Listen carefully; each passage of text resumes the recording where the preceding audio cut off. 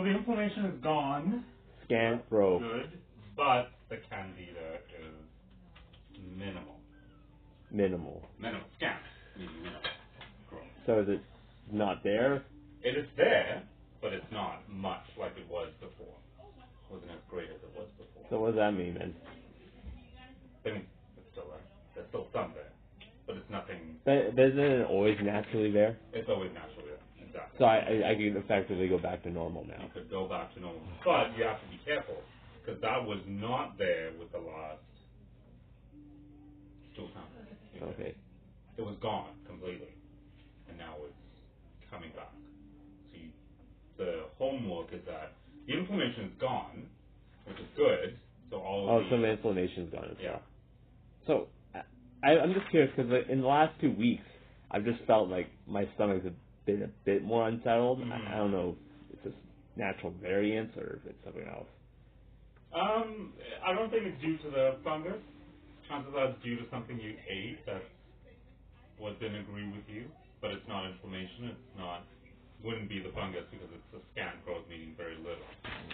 So it's nothing that you would panic about, but you would then have to be careful because obviously it can come back.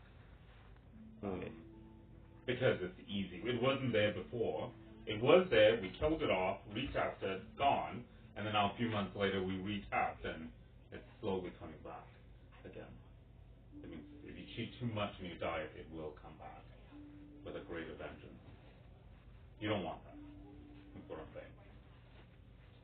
So I don't know, I'm just like, because I guess I've been having a little bit more carbohydrates, but I'm pretty sure it's still under 70. Yeah. But that's enough that it'll grow a little bit, but then keep it at that level. Try not to overindulge with the simple carbohydrates. I mean. Well, like going forward, then I shouldn't go back to just eating whatever, even with the red, green, and all that, red, yellow, and because that's the inflammation. Yeah. So the ones that were orange and reds in your food sensitivity test, you don't go crazy. So how do I say, for example, incorporate fruit back in my diet if I want to eat more fruit? Same as what you would do. So if you ever have fruit, it's really the best is going to be berries. But then let's say in the summertime, maybe once a week you might have the high carbohydrates like bananas and melons and things like that because it's seasonal. So I guess in terms of grams per day, how much should I have then? So 70 is already more than enough. In my opinion, it's more than enough. But if you go up to 125, it's not a big deal after that. Let's say because of the banana, because of the melon, because of something else. What if I would go to 200 or 300 a day? Is that problematic? That would be problematic, I would say.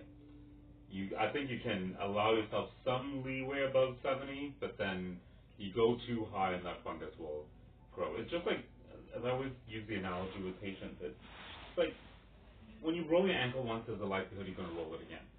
Once you get the fungus, there's a likelihood it'll come back again.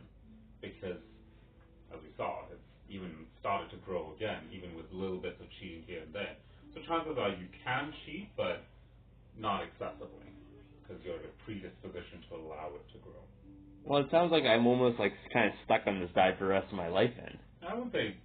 Because 125 is still not that much. It's not. But that's really... A North American diet really should be low in carbohydrates if someone wants to keep in terms of weightlifting results, right? So you're trying to keep inflammation down. You're trying to prevent your body from regressing.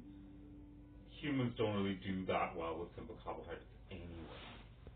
So yes, you can cheat once in a while, let's say once a week, but pretty much that would be. Well, it sounds like almost I should probably even just do this test every now and more often, just to make. I wouldn't say more often, but maybe every 6 months. Yeah, something like that. Something like that, just to see where you're at. Because if, let's say, your digestive tract starts going downhill again, then a lot of times we have to retest. Or some patients just do the protocol again, go back on a strict diet, do the candida supplements, and then they're fine again. Okay, I guess we'll have to try that, and I'll slow, I guess, maybe for the next 6 months or so, I'll have a cup of rice and then like a banana or something like that. Then we'll see how it goes from there. And then then it too much. Then if it like let's say I go off the rails, it can't be like that much. Like I'm only adding a little bit. It's not like I'm going back to my old diet plus inflammation. Yeah, exactly. Plus the inflammation's gone, but you add a little bit here, a little bit here, a little bit here. In sequence, if you don't give your body enough time to recover, then yes, it's going to be a problem later down the road. But patients get complacent. They think that, oh, well, I'm good. And then they cheat again. Oh, I'm still good. And then they cheat again and again and again. 3 months later, they're sitting there, oh my God, my symptoms are back. What happened? Well, little by little, it got worse and worse. All right. Yeah. So I guess like, and you recommend like cheating just once a week at most. Yeah. Okay. All right. So I guess I'll just try adding a little bit more and then come back in another 6 months again. Yeah. I wouldn't. This is nothing to worry about. This is what I tend to see. It starts growing back when patients start. But until I eat a little bit more, it's hard to know how my individual variants will affect that. Exactly. So I can't give you a set, say, if you increase it 125, you're going to be okay, versus increase it to 200. Just from experience, keeping it under that 100 mark, so in between 75 and 125, would still be reasonable for most patients. But the fact that we've cleared it out, it's starting to rear its ugly head tells me, so just be careful with that. Well, I already imagine my head, okay, I'll have a banana, an apple, a cup of rice, and oatmeal in the morning. Yeah. That already sounds like too. Does that sound too much already? That sounds already too much. Pick your battle. So let's say a cup of rice once, and then another time will be a banana, another time will be an apple. Not all at once. Oh goodness me, no. That carbohydrate level will go through the roof. But with the simple carbohydrates, doesn't the digestion slow down when you add the fats as well? But that's the whole point. You want it to slow down so your body can absorb faster the nutrients, rather than it just going through the body. Because simple carbohydrates is quick to digest and it's out of the system. You want the fats and the proteins to slow down the digestion, and that helps with, well, one, the oils help with the inflammation, but two, the protein for recovery. So one thing I did differently, since the last candida test in September, I started taking maltodextrin or dextrose, part of my workout drink, and only two, because it was the other naturopath was here and you were gone or something. Mm-hmm. I asked her about it, and it's yeah, sure. It's because I only took 2 to 3 tablespoons, so anywhere between 18 to 27 grams. Right. I don't know what's your opinion on that then. That's not much, but then realize that you tack on all the other foods with the carbohydrates. That total carbohydrates is still should be less than that 100. Okay. Ideally less than 70, but if it's not realistic, you push it a bit higher. Not an issue in the long run. Okay. I would say. Okay. I guess I'll just add a couple sources and we'll see. Don't go crazy, which is what I find a lot of patients, and then sure enough, 6 months later, I see them back. I'm like, it's okay. But the inflammation from the red green, that's fine. Yeah. All right. Okay, I have a couple questions before we. Mm-hmm. So, I noticed that I didn't take any probiotics. From here on out, should I not take probiotics? I think you should. Probiotics is one of those I tell patients to as a low dose probiotic for the long run. And the high dose is just not necessary, right? It's not necessary. Once we've saturated your digestive tract with a good bacteria, you stay on the low dose probiotic. Once a day is perfectly fine.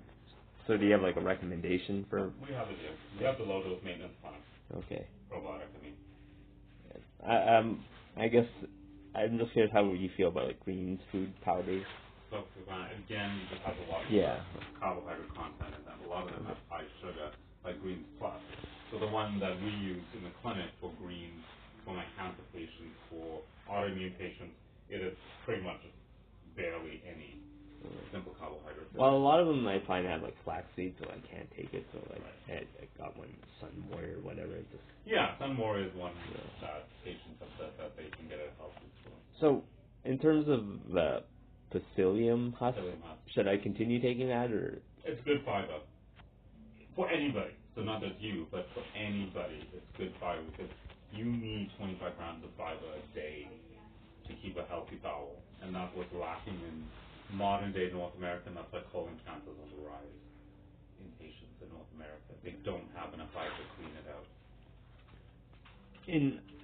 How do you feel about like taking stevia? Like, what? I'm perfectly fine with that. Doesn't irritate? If you had an insulin problem, then I would have been saying, be careful, because it does trick the body into producing insulin. So if you have too much of it, then your body gets stressed out. So. Okay. And just fasting in general, just to give your like, well, I guess according to this, my inflammation's fine, so I don't have to worry about it so much. But like in general, just like fasting for a short time, just to give your guts a break. Exactly, exactly. That's all Like, it is. it also resensitizes insulin. It also helps in the absorption process because it gives your body time to clear out that bowel. So you're like in favor of like doing I'm like, in favor.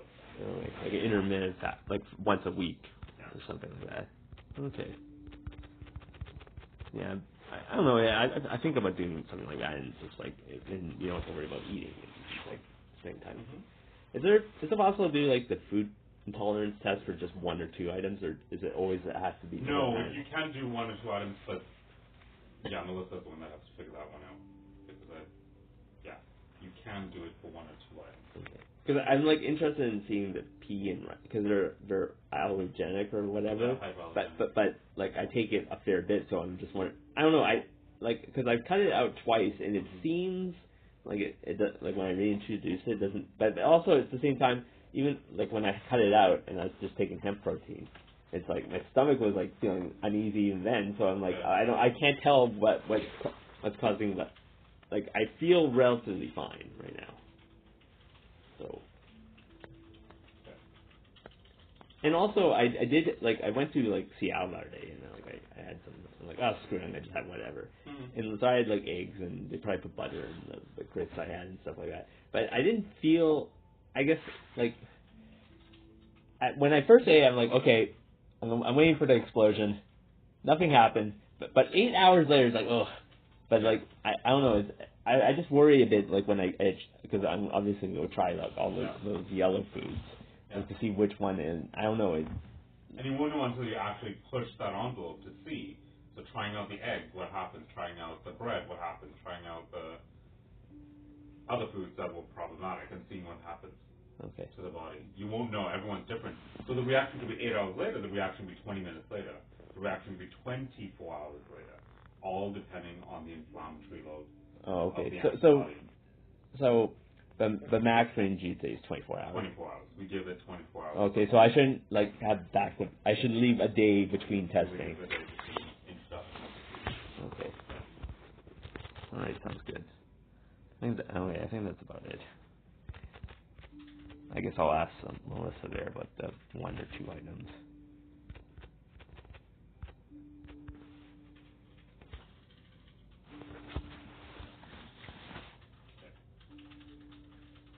Because on the inflammation, I was a little bit worried because I noticed on my protein powder, I was thinking like cocoa, and I fought back like the regular cocoa I was getting from like Superstore. It's like milk contain Then I thought about this nutrition company, like it seemed on up and up, but like it just says cocoa. I don't know what kind of like cocoa we're actually using. Yeah, so when you would have to get it from where the source, it does say just cocoa powder on it, and there's no milk solids. But I've been taking it the entire time and no inflammation, so I guess it's safe to assume that it's been fine all along. Safe to assume, but again, be careful with the milk solids out there. Okay. Maybe I should just call them up and just say, hey, I have a very bad milk allergy. Can you check the? But based on this evidence, it seems like it's on and up and up. Yeah, definitely. All right. Just be careful with that. Simple carbohydrate. Not quite the news I wanted to hear today, but nothing that was going on. But you try to achieve on that diet. You kind of knew that something was going to pop up. But no, I meant on going back to eating like